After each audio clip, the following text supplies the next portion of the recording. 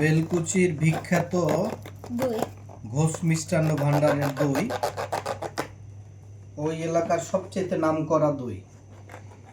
বিখ্যাত তো সবচেয়ে। দই খাই নাই, মিষ্টি খেয়েছি আমরা। এখন দইটা টেস্ট করব, আনার পরে খাওয়া হয় নাই। এখন শ্যামবাবু খুলতেছে দইটাকে, দেখা যাক দইটা কেমন। তুমি ওইটা ইয়ে করতেছো কেন? কেমন টেস্ট হয়, দইটা খাবি? মিষ্টি স্বাদ টেস্ট কেমন, এটা এখন বুঝতে পারবো যে আসলে টেস্ট কতটা। শ্যামবাবু টেস্ট করে তো। বিসমিল্লাহ। মিষ্টি মজা কেমন? অনেক। ফোন নাম্বার দেওয়া আছে, আধার কার্ড দেওয়া যায়। আরেকটা এখন টেস্ট করে দেখি কি অবস্থা, কেমন।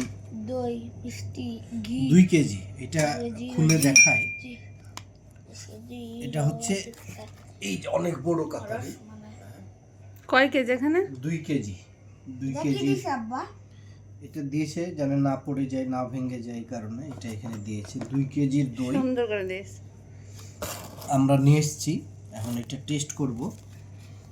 টেস্ট করে বোঝা যাবে যে আসলে কতটা সিয়াম এটা সরাও। সুস্বাদু ও মজাদার। বিসমিল্লাহ।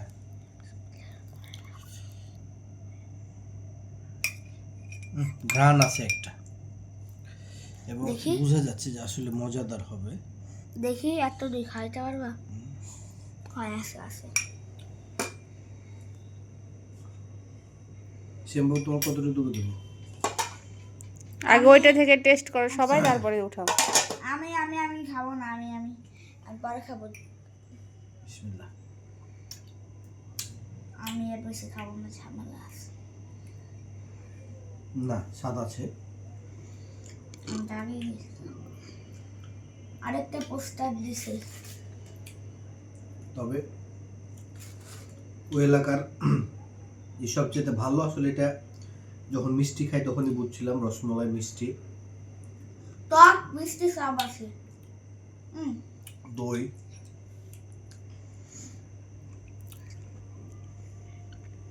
তুমি টক অনেক মিষ্টি খুঁজে খুঁজে বের করেছিলাম, অনেক মিষ্টির দোকান আছে, কিন্তু সবারই একটাই কথা সেই স্বাদ যে ঘোষ মিষ্টান্ন থেকে আপনি মিষ্টি নেবেন এবং যা নেবেন ওখান থেকে নেবেন। এত স্বাদ কেন? মিষ্টিটাও ওদের স্বাদ, রসমালাইটাও স্বাদ লাগছে। মিষ্টি ও রসমালাই, বাজারের ভিতর থেকে মিষ্টি ও রসমালাইটা নিয়ে আসি ভিডিও করার জন্য।